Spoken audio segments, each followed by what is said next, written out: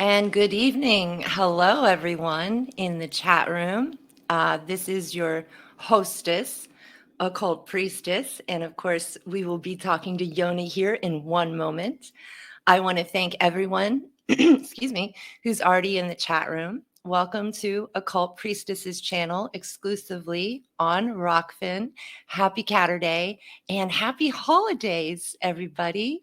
I'm really glad to have you here. I wanted to say hello to Claire in the chat. And I also wanted to thank our good friend, Arem. Hello, Arem. How are you this evening? Cheers to you. Because we got a $50 tip. Like, wow, like immediately. It was amazing. I was saying prayers beforehand and I was like, I hope that there's, participation and love shown. And boom, right away, right out the door. There it is. So Arem, thank you so much.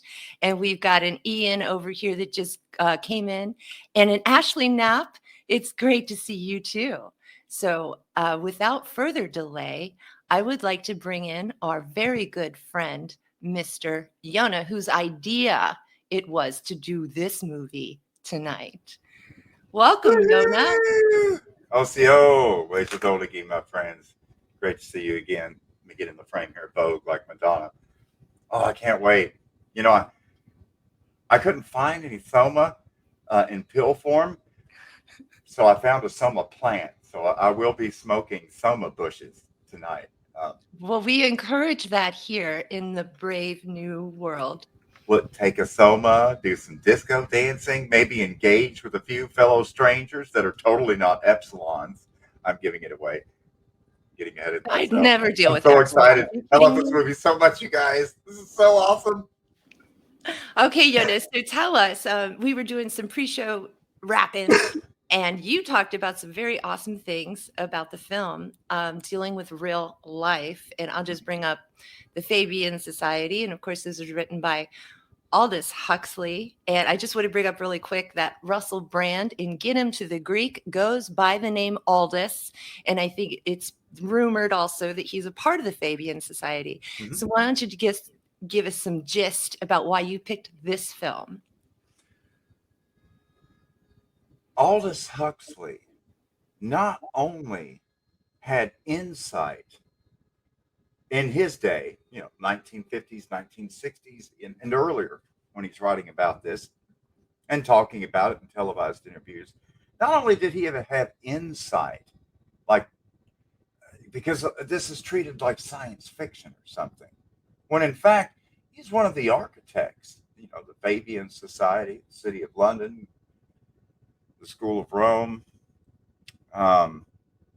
Today we know them as the Davos Billionaire Club, whether they're meeting in their confabs.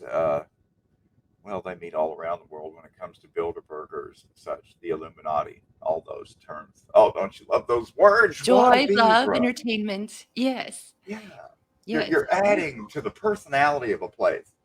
It might just be South Missouri Street, but when Yona shows up and starts playing, it gets that Somo feel. You're ready to open a coffee shop and have a latte. You know what I'm saying? Brings that vibe. My holiday hair is not behaving, but this A+ Alpha did a whole almost 30-minute video clips, very exciting, very great people that all of you know, talking about Brave New World. And not only that, now, and Brave New World is fitting straight into the now. So we're going to hear from James Corbett. We're going to hear from Jason Bermas and even Senator Ted Cruz tonight. Oh, wow. Very exciting. And I'd like to go ahead. I hope it sticks in people's head here as they watch these clips that, again, from the perspective of Aldous Huxley and others who weren't merely observers to the zeitgeist of the day and where they wanted society to progress in terms of management of citizenry, management of the human herds, animal husbandry from the Homo sapiens species, as we like to put it here. When you look at this, again, it's their utopian view. So they've done everything they can to make this possible. And now we see so many of these visions of their future have absolutely come to fruition in terms of perception and getting people to just completely accept pod life rather than, we're seeing a real disambiguation now between IRL and, web life. There's web life and there's in real life. And it's almost like the twain don't cross for some people. We're also getting into the metaverse, and they will talk about curating an artifact as the environment coming up here in the clips. And so I thought a lot about the metaverse and leap-in worlds in NFTs, and the blockchain is all a part of the how they get us into the Soma universe. So I'm going to go ahead, Yona. Thank you so much. We will see Yona again in in a few moments. And so I'm introducing now. The videos takes about 30 minutes to play, and it's intense, and I hope that you share it with your loved ones. And a little shout out there to Claire, Aram, Ian, and everybody else in the chat over at Rokfin. I'm so glad you're here.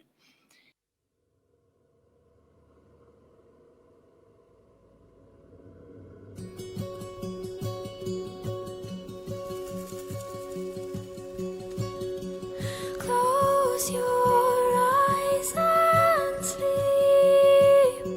Ignore all the burdens that you keep. Come whatever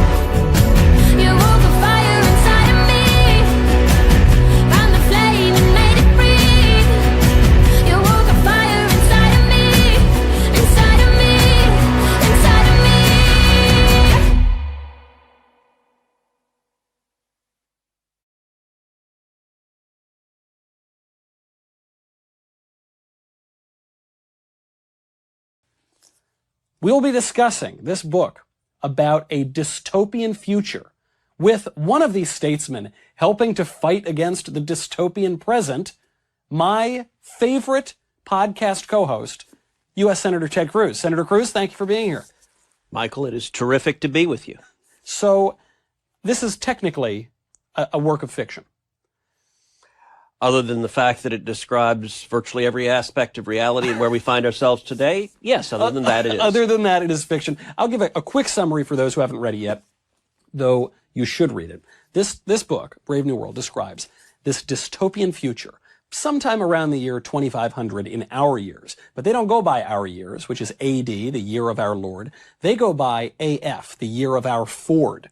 This is this future in which they don't worship the Lord, they worship Henry Ford. He's kind of the founder. They don't make the sign of the cross. They make the sign of the T, like the Model T. They worship technology to a degree. And another form of our Lord is Freud. They'll refer to Freud. So sex, promiscuity is rampant and encouraged. And actually monogamy and family and the relationship between a husband and a wife or a mother and a son, completely, it's profane. It's pornographic. You couldn't even discuss something like familial love. In this world, babies are bred in little pods. There is no family. One of the lines that keeps coming up is everyone belongs to everyone else. And there are some savages who still have the remnants of the old civilization, but they are not part of the new civilization. And these savages, they have little scraps of paper from the past, like, oh, I don't know, this guy William Shakespeare, for instance.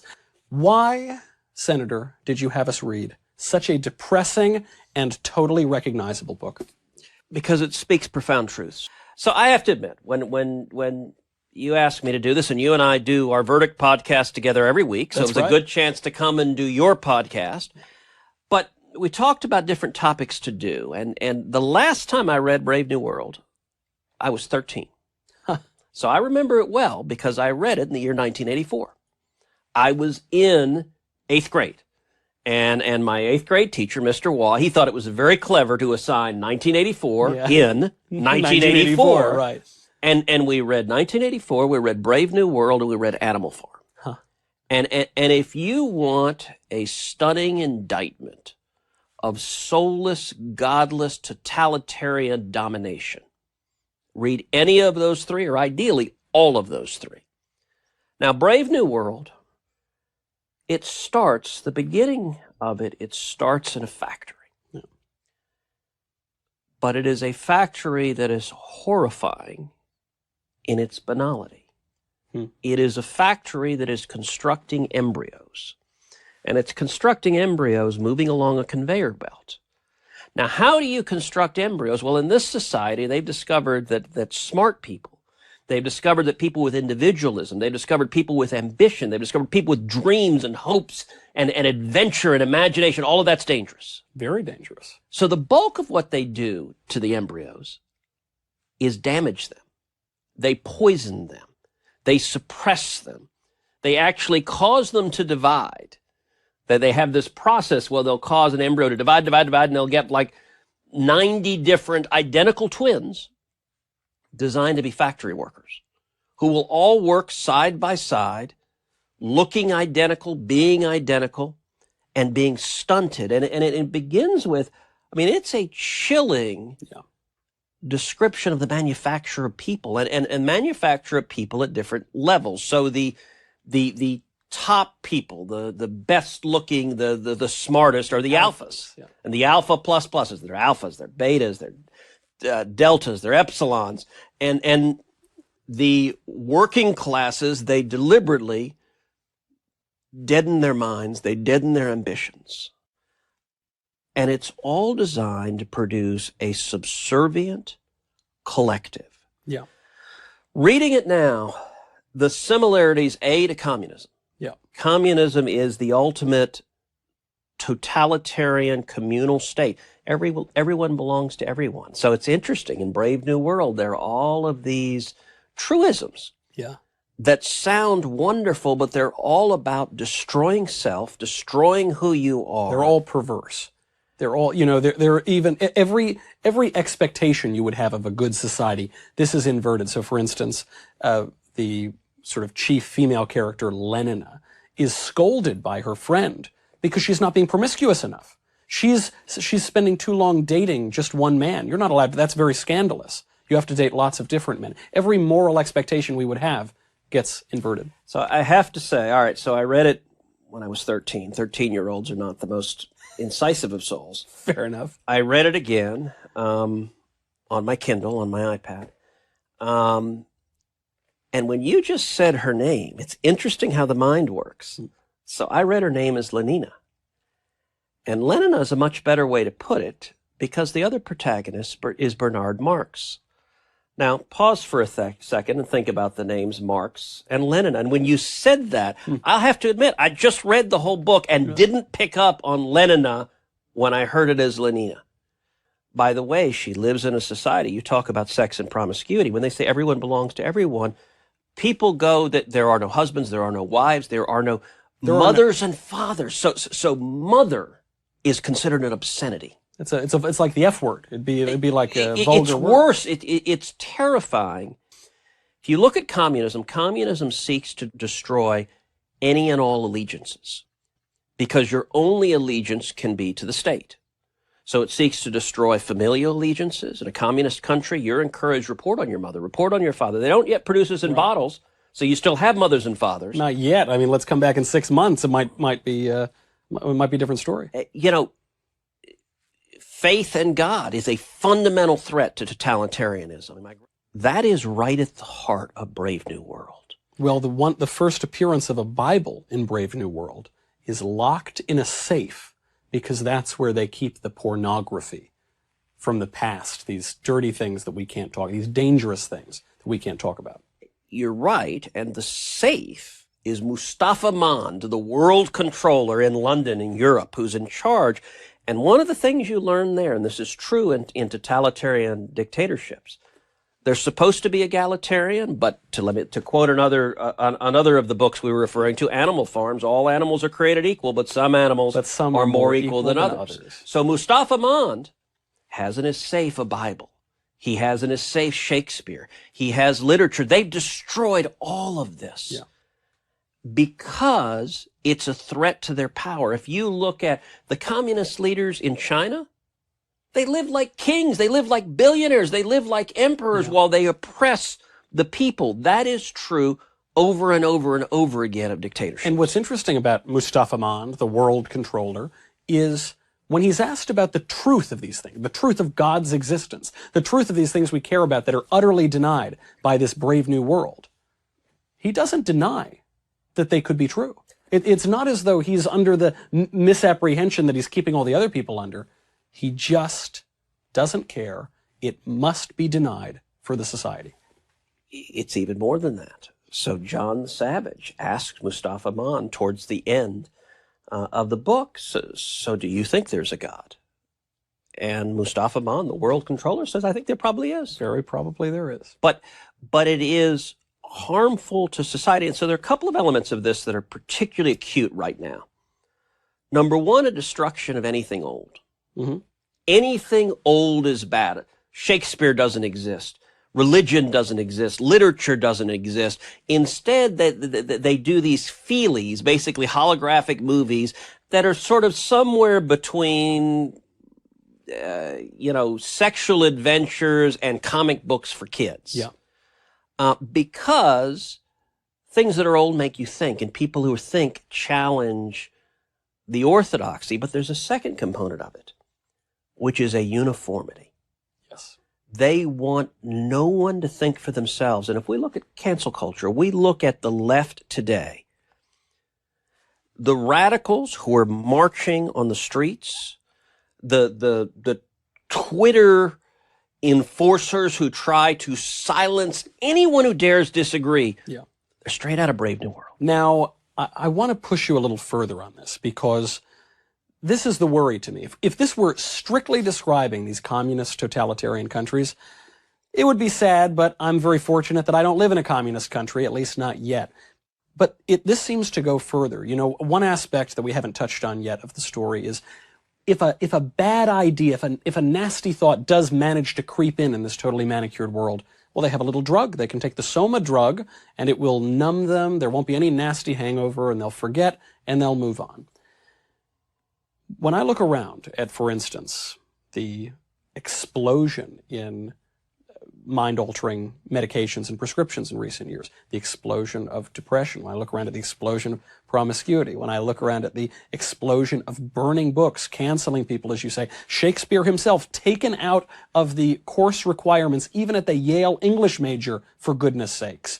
When I look at the lord of this society, which is Henry Ford, an American figure, and then I look around my own country these days, what worries do we have that this isn't just some communist dictatorship? They're describing the very place we live.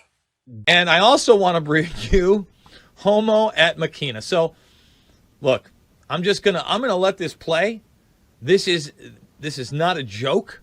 This is a real thing. This is the type of productions internally DARPA puts together for their own staff and then into the public arena to calmly acclimate you to your cyborg virtual future. You can't make it up. This is 2018. Here we go. Symbiosis, Homo at Machina. The first director of my office at DARPA was J.C.R. Licklider, who said in 1960, human brains and computing machines will be coupled together very tightly, and the resulting partnership will think as no human brain has ever thought. I see my talk today as a progress report on the human-machine symbiosis, or symbiosis Homo et Machina, as envisioned by Licklider. Modern humans belong to the genus Homo. And over the centuries, the thinkers have posited a number of names for the species. Ludens, the player. Socius, the social being. Sapiens, the wise or knowing one. Faber, the toolmaker. Religiosus, the religious one.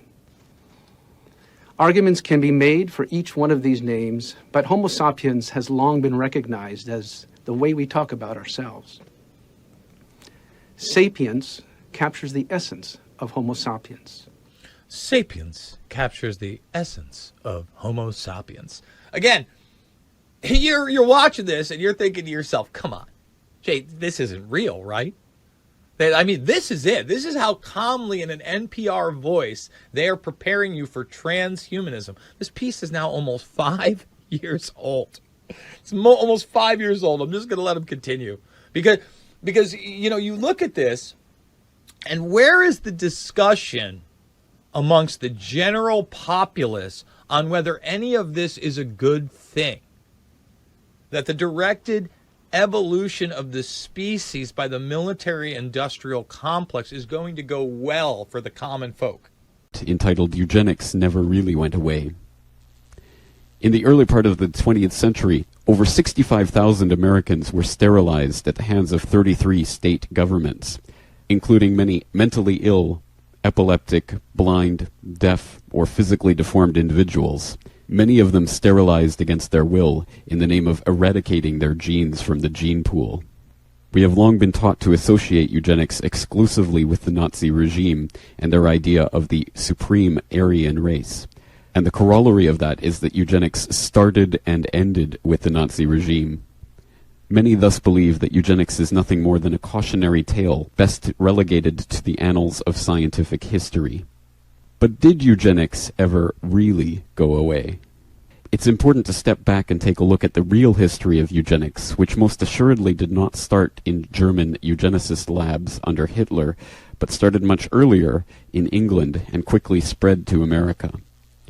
In order to get a better understanding of the history of eugenics, we're going to take a listen to an excellent documentary, perhaps the most important documentary I have ever seen, and one which I could not recommend strongly enough to my audience. If you have not seen this documentary yet, you must see it in the immediate future, and you have no excuse as it is available for free on the internet. Let's listen to an excerpt from Alex Jones's Endgame about the history of eugenics. Darwin's cousin, Francis Galton, credited as the father of eugenics, saw an opportunity to advance mankind by taking the reins of Darwin's evolution theory and applied social principles to develop social Darwinism. The families, Darwin, Galton, Huxley, and Wedgwood, were so obsessed with their new social design theory that they pledged their families would only breed with each other. They falsely predicted that within only a few generations, they would produce supermen. The emerging pseudoscience was only codifying the practice of inbreeding, already popular within elites for millennia. The four families experiment was a disaster. Within only 2 generations of inbreeding, close to 90% of their offspring either died at birth or were seriously mentally or physically handicapped. The moneyed class of the planet, and particularly the royal families of the world, who were already obsessed with breeding and filled with a predatory disdain for the underclass, seized on the new science and began aggressively enforcing its aims worldwide. Biometrics appears to be a new science, but it was actually developed by Galton back in the 1870s as a way to track racial traits and genetic histories, and as a way to decide who would be licensed to breed. In 1904, the Cold Springs Harbor Research Facility was started in the United States by eugenicist Charles Davenport with the funding of prominent robber barons Carnegie, Rockefeller, and Harriman. In 1907, the first sterilization laws were passed in the United States. Citizens with mild deformities or low test scores on their report cards were arrested and forcibly sterilized. In 1910, the U.S. Eugenics Record Office was set up. By then, the British had created the first network of social workers, expressly to serve as spies and enforcers of the eugenics race cult that was rapidly taking control of Western society. The social workers would decide who would have their children taken away, who would be sterilized, and in some cases, who would be quietly murdered. In September of 2000, the Project for a New American Century published a document in which Dick Cheney described race-specific bioweapons as politically useful tools. In the push to reduce global warming, children, according to some, are the new culprits. A think tank in the UK says too many kids are what's making the planet worse, saying large families, anything over 2 children really, should be frowned upon as an environmental no-no. One need only look at the origins of the World Wildlife Fund for an example. The World Wildlife Fund having been set up by Julian Huxley, brother of Aldous Huxley and part of that famed Huxley family, which Alex Jones referred to in the earlier clip from Endgame, regarding the bizarre pledge by the Darwins, Huxleys, Wedgwoods, and Davenports to only breed with each other. The Huxleys, of course, have been massively involved with the eugenicist movement since its early inception, and Julian Huxley, who was also part of UNESCO, was one of its key proponents in the 1950s and 60s, especially when he was setting up the World Wildlife Fund. And for an example of how the Huxley family was at the epicenter of the eugenics movement, you need only listen to an engaging clip of a speech given by his brother Aldous Huxley in 1962 at Berkeley, in which Aldous Huxley admits that he wrote Brave New World not out of some science fiction fantasy delusion, but because he knows that that's what people are really planning for the scientific dictatorships of the future. Or you can take the first president of the World Wildlife Fund, Prince Bernhard, an actual SS officer. Or you can look at one of the World Wildlife Fund's key patrons, Prince Philip, Duke of Edinburgh, who has of course gone on record in the past to say that he wishes he could be reincarnated as a virus so that he could contribute something to the problem of overpopulation. This insane paranoia of the elite about overpopulation is really unmasked as a fear about the growing hordes of underclass, which they fear is a pollution of the gene pool. In order to purify the gene pool and get rid of the undesirable lower class elements, we must get rid of overpopulation. I'm delighted to see this optimistic note creeping in, Mr. Huxley, considering the fact that your own scientific utopia, Brave New World, is hardly one to cheer people. No, it wasn't. And of course, there are these 2 trends going on, obviously. I mean, it seems to me that the human race is engaged on several great crusades at the moment. First, the crusade to kill itself completely, and then the crusade to turn real life into an exact similitude of the novels of Kafka. And finally, this crusade to realize Brave New World and 1984. But at the same time, there are other tendencies at work, and it's a question of which can work fastest. What do you feel yourself about the ideas that you expressed? Of course, that was some years ago in Brave New World. Do you think we've progressed pretty far toward this iron-bound scientific utopia, a most depressing one, it seems to me? Well, I think certain things surprisingly come true already, I think, and I think the great danger is actually talking about the future. And I was interested to see that Professor Adrian, in his address to the British Association just a few days ago, stressed this, that the real revolution is still in store, which is the biological and psychological revolution. Haven't we had enough revolutions, Mr. Huxley? Well, indeed, but I mean the next revolution will really be the last one, the revolution which gets hold of individual minds and individual bodies and shapes them to the desires of the ruling minority. We're now in the early stages of the fourth industrial revolution, which is bringing together digital, physical, and biological systems. One of the features of this fourth industrial revolution is that it doesn't change what we are doing, but it changes us. Don't you find this the most dismal prospect? I think it's a terrible prospect, and I was interested to see that Adrian says this is probably more dangerous than the atomic bomb. We understand that in Soviet Russia they're already doing things to the human brain by means of pharmacological and other techniques. I would think so, and it is very alarming that I think both in Russia and in Nazi Germany, people went much further in this direction than anybody has thought of doing elsewhere, that it is the dictator who thinks of this thing.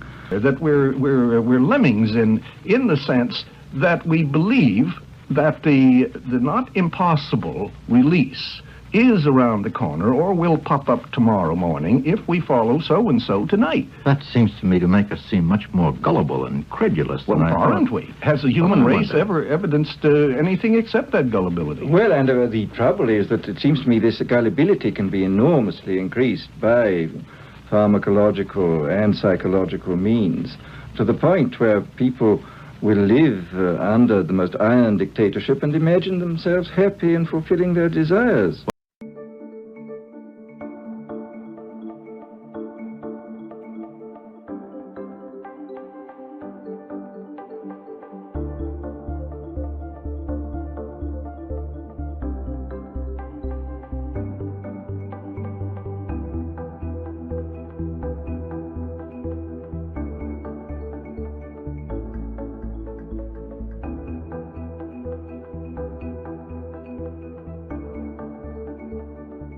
Well, they will no longer be human beings in the traditional sense of the word. No, I think that is probably the great danger. This is what Adrian was talking about just a few days ago. Aren't you saying, in effect, that what may conceivably happen, I don't believe a word of this really, is that we are going to create artificially a new species? We might call it Genus Homo, but actually it will be very different from any of the three of us around this table. Well, it'll be awfully like the termites, I suppose.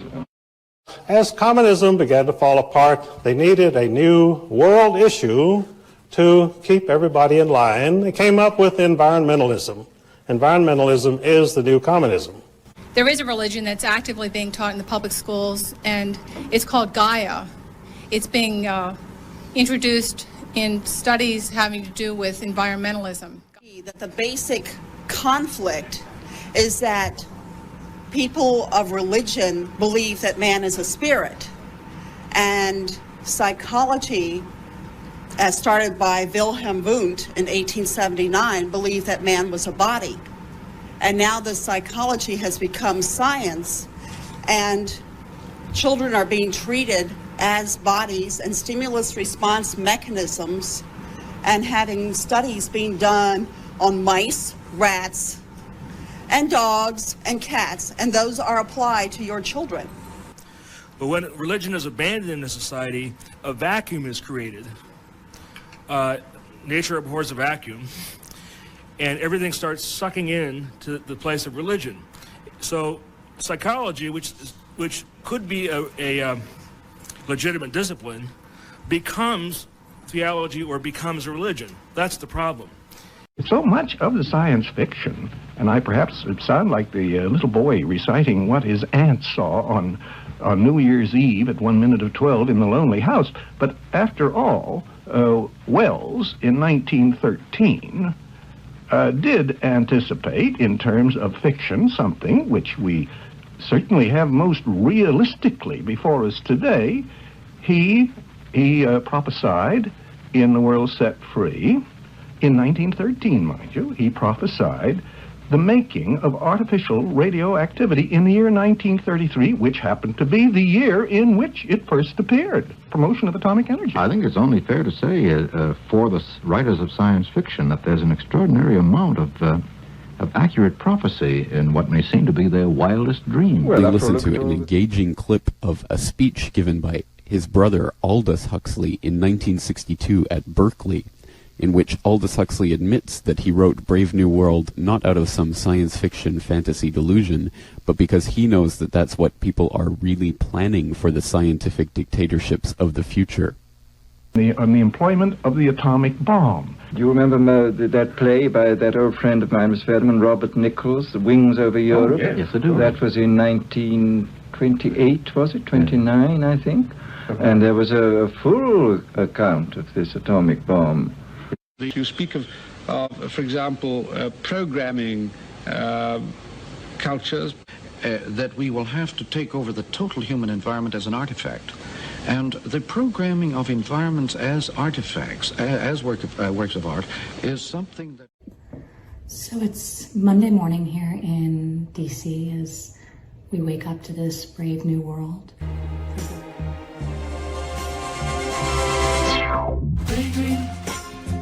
I fell asleep amid the flowers. This is New London. For a couple of hours. Everyone's happy here. Everyone has a place. There's no hunger, no violence. There's no pain there, John. Everyone fits. I've always wanted that for you. Then, upon reaching computer lessons after 6 more years in a final conditioning school, each happy, healthy individual will go forth to take up his or her predestined place in the greater society, dedicated to ensuring the continuing perfection of community, identity, stability. Everything's there you could want. And anything you want, you can have. Anything. Because gray is the nicest. How lucky to be a Delta and get to wear blue. Too stupid and not too bright. So glad to be a Beta. Beta's no? How lucky to be an Alpha. Male, Alpha Plus, Mark Bernard G. Inspected and approved. Yes. Tomorrow night, I'm sure I can fit you in. You can never be free until you're free of Soma.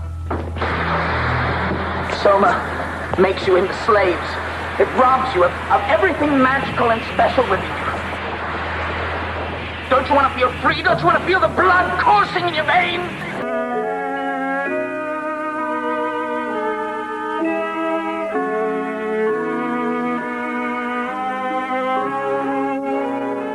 How beauteous mankind is. How brave new world.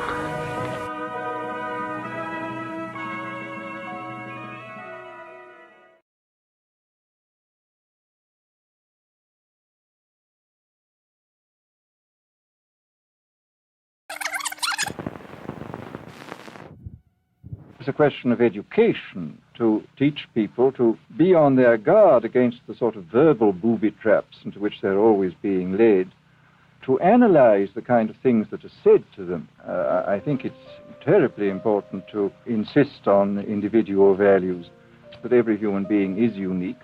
And it is, of course, on this genetical basis that the whole idea of the value of freedom is based. This is Aldous Huxley, a man haunted by a vision of hell on earth. Mr. Huxley wrote Brave New World, a novel that predicted that someday the entire world would live under a frightful dictatorship. Today, Mr. Huxley says that his fictional world of horror is probably just around the corner for all of us. There are a number of impersonal forces which are pushing in the direction of less and less freedom. The first of them can be called overpopulation. The whole essence of biological life on Earth is a question of balance, and what we have done is to practice death control in a most intensive manner without balancing this with birth control at the other end. In the underdeveloped countries, people have less to eat and less goods, and the central government has to take over more and more responsibility for keeping the ship of state on an even keel. And then, of course, you're likely to get social unrest under such conditions, with again an intervention of the central government. One sees here a pattern which seems to be pushing very strongly towards a totalitarian regime.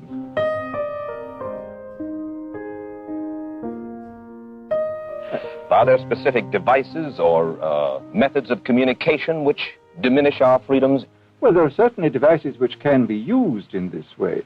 Hitler used terror on the one kind, brute force on the one hand, but he also used a very efficient form of propaganda. He had the radio, which he used to the fullest extent, and was able to impose his will on an immense mass of people. I mean, the Germans were a highly educated people.